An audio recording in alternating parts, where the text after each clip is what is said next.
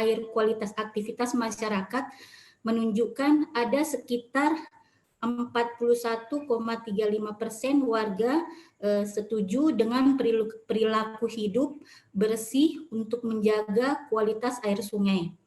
Sementara untuk analisis kuesioner, perilaku masyarakat terhadap pemanfaatan sungai itu sendiri sekitar 51,61%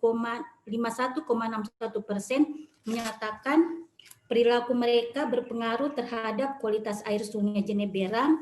Namun meskipun sangat kecil, sekitar 0,03%, masih ada masyarakat yang menganggap bahwa perilaku yang mereka lakukan tidak ada hubungannya dengan kualitas air yang berada di air sungai Jeneberang. Sehingga berdasarkan hasil kuesioner ini, pemerintah masih perlu untuk melakukan edukasi agar masyarakat menjaga kualitas air sungai dengan selalu mengedepankan pola hidup bersih dan bertanggung jawab. Mungkin itu saja yang bisa saya paparkan. Assalamualaikum warahmatullahi wabarakatuh. Kebetulan di sekitar daerah Sungai Jeneberang itu ada pabrik tahu, Pak. Ada pabrik tahu. Dan hasil olahannya itu pembuangannya itu dia buang ke daerah di aliran sungai Jeneberang. Ya. Kemudian ada beberapa masyarakat di sekitar daerah Sungai Jeneberang itu yang penduduknya itu dia pembuangan air yang sehari-harinya itu dia buang ke daerah Sungai Jeneberang. Kalau untuk di PDAM sendiri, Pak, untuk penentuannya itu paling tidak TSS-nya yang paling penting. Nah, itu ya. Iya. Okay. Iya. Jadi ini indikator-indikator yang paling penting semua ya. Iya. Iya, karena kalau kita lihat berdasarkan hasil pengukuran ini, maka tentunya pihak manajemen dan bagian pengolahan itu akan menyesuaikan gitu ya proses pengolahannya. Iya. Jadi kalau misalnya TSS-nya cukup tinggi gitu ya, artinya belum sesuai dengan standar yang ditetapkan, kaitannya dengan proses pengolahan itu gimana caranya bisa menurunkan TSS-nya? Selama ini untuk di aliran Sungai Jeneberang belum terlalu TSS-nya masih di bawah standar, Pak. Jadi masih masuk ya. Iya. Masuk dari kualitas penentuan dari pengolahan kualitas air bakunya untuk pengolahan air ini. Iya. Ya. Terus untuk proses pengolahannya apa masih perlu diturunkan TSS-nya untuk bisa menjadi air minum yang layak minum? Tidak, Pak, tidak. Oh, sudah cukup itu ya. Kita biasa kalau di PDAM sendiri yang pada saat pengolahan air itu ketika air garamnya yang terlalu tinggi, maka kita pengolahan. Apakah di dalam pipa mungkin ada terjadi pengendapan atau apa gitu ya? Atau bagaimana?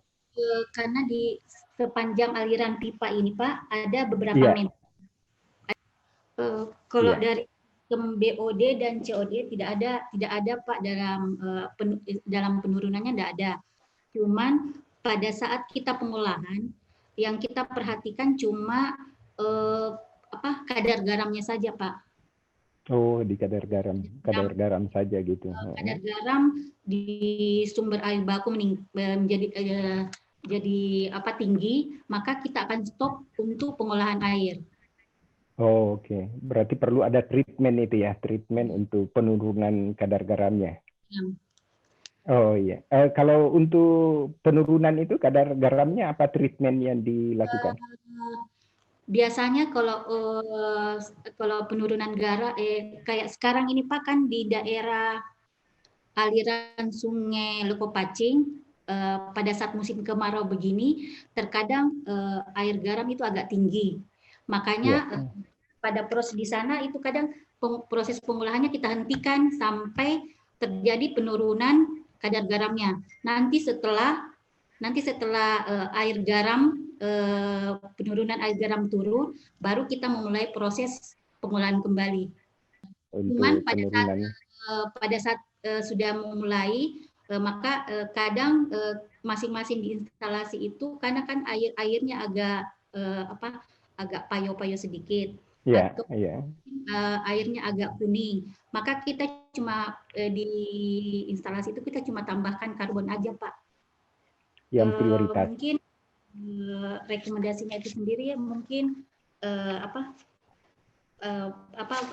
pemerintah harus memperlakukan memberikan edukasi atau pemahaman terhadap masyarakat agar di sekitar daerah sungai itu jangan lagi ada pembuangan sampah, kayak pabrik-pabrik industri kayak pabrik tahu yang ada di daerah Sungai Dedemaya itu mungkin perlu pengusahanya ini diberitahu bahwa pembuangannya jangan dibuang langsung ke ini. Iya, diolah dulu ya. Iya.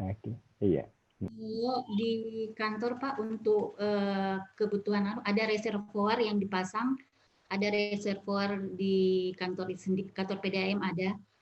Jadi untuk memberikan pelayanan kepada masyarakat mungkin masih bisa tersedia. Karena untuk di PDAE di Ratulangi sendiri Pak, keluarannya di sini masih kecil, tidak seperti di daerah seperti di instalasi Panaikang dan Sombo Opu. Kalau di PAS 1 sendiri yang kebetulan di tempat saya ambil data ini Pak, keluaran airnya cuma 50 liter per detik. 50 liter per detik saja. Sementara yang agak besar itu ada di Panaikang sama Sombo Opu 1.300. 1.300 liter per detik. Kenapa bisa begitu ya?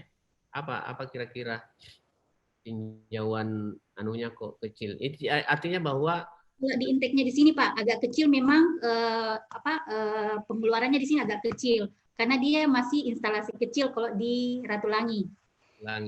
Iya. Kalau di IPA 2 sama IPA Sombo Opu itu besar keluarannya. Nah, misalnya begini, sekarang ini kan musim kemarau kan?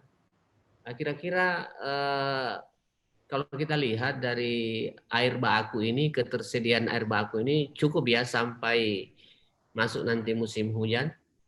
Insya Allah cukup Pak. Ya, berarti aman saja. Karena saya itu di area area Panaikang itu kan agak kecil, agak turun anunya Pak, air bakunya, maka keluarannya juga agak kecil. Kalau daerah keluaran dari Panaikang itu agak kecil karena sumber air bakunya kan agak menurun, air bakunya agak menurun. Ya, saya itu daerah Biringkanaya kan. Kalau pagi begini tidak mengalir lagi sudah air. Biasanya dapat saya kalau malam, sehingga saya alternatifnya harus nampung karena kalau tidak pagi sudah tidak dapat. Iya Kak. Iya itu. Memang sekarang ini sumber air baku dari Leko Pacing itu cuman keluarannya agak kecil sekali, tidak sampai mungkin sekarang itu di bawah dari 1.300 keluarannya. Oh itu ya. Makanya PDAM sendiri mungkin terkendalanya di sumber air baku. Iya Pak. Ya. Kalau untuk belum ada Pak, kalau di daerah aliran Sungai Jaya belum pernah ada sosialisasi ke sana. Ya. Baik, mungkin langkah-langkah yang bisa diambil oleh pihak pemerintah yaitu mungkin kita memberikan pemahaman kepada masyarakat yang ada di daerah yang berada di sekitar aliran Sungai Deberang itu agar menjaga lingkungan yang ada di sekitar itu sendiri Kemudian memberikan pemahaman kepada mereka bahwa dengan meminimalisirkan agar kepada masyarakat agar membagi sampah-sampahnya, agar misalnya sampah basah dan sampah kering agar jangan dibuang langsung ke sungai itu sendiri. Kemudian mungkin kita mengadakan penyuluhan kepada masyarakat di sana agar dia memahami bagaimana cara menjaga lingkungan dan kebersihan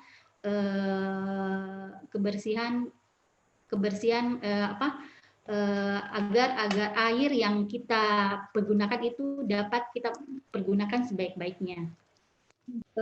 Untuk saat ini Bu, misalnya kalau ketinggian garamnya agak tinggi, kita stop. Tapi tetap untuk pengaplikasiannya untuk pembagian air untuk kepada masyarakat masih bisa. Karena tapi mungkin air yang dikeluarkan oleh PDAM tapi agak kecil. Kan kita sudah ada penampungan reservoir. Oke. Cuman pada saat pengolahan untuk mengolah kembali air baku ke air bersih mungkin kita stop karena untuk pengolahannya itu mungkin mengakibatkan biasa ada di pompa itu agak yang rusak, jadi makanya kita akan stop dulu prosesnya sampai kadar garamnya itu agak turun. Apa pertanyaan yang bagus ini Pak? Setelah ini ngapain? Susah ini kita ini. Saya yang grogi nih. Ini kan soal penggunaan air minum di Kota Makassar gitu ya. Ini berhubungan dengan disertasi saya sebenarnya kemarin soal air dan tingkat partisipatif masyarakat untuk menunjang kualitas air. Terima kasih. Mungkin sumbangsi untuk PDAM sendiri yaitu bagaimana mungkin sumbangsi untuk PDAM sendiri yaitu agar bagaimana perencanaan PDAM dalam pengambilan air yang berasal dari Sungai Jidembara itu sendiri, kemudian PDAM sendiri mungkin harus memperhatikan kembali yang bersumber dari Sungai Jeneberang yang dialiri melalui pipa-pipa itu sendiri, sehingga tidak ada lagi kontaminasi yang sebelum dia masuk ke intake Ratulangi itu sendiri. Dari penelitian ini kan setiap bulan, setiap hari memang kita selalu melakukan sampling ke pelanggan. Jadi kita mengetahui air yang ada di pelanggan-pelanggan yang ada di PDAM itu sendiri memperoleh hasil yang baik. Jadi setiap hari di laboratorium itu sendiri kami selalu mengambil sampel-sampel ke pelanggan untuk diperiksa kualitas airnya, baik pH, bakterinya, kita periksa semua. Jadi kita ketahui bahwa air yang ada pada pelanggan ini bagus, yang ini tidak. Jadi setiap ada keluhan-keluhan pelanggan, kita pasti akan ke pelanggan itu sendiri untuk mengetahui kualitasnya bagus atau tidak. Tapi selama ini setiap bulan memang kita mengadakan pemeriksaan baik di kesehatan provinsi. Jadi pemeriksaan yang kita lakukan setiap hari itu ada. Jadi kita ketahui kualitas air yang kita keluarkan itu bagus ke masyarakat. Karena setiap pelemparan air yang kita lakukan, kita periksa lagi ke pelanggan-pelanggan kita, apakah dia sampai sisa klornya sampai ke pelanggan atau tidak.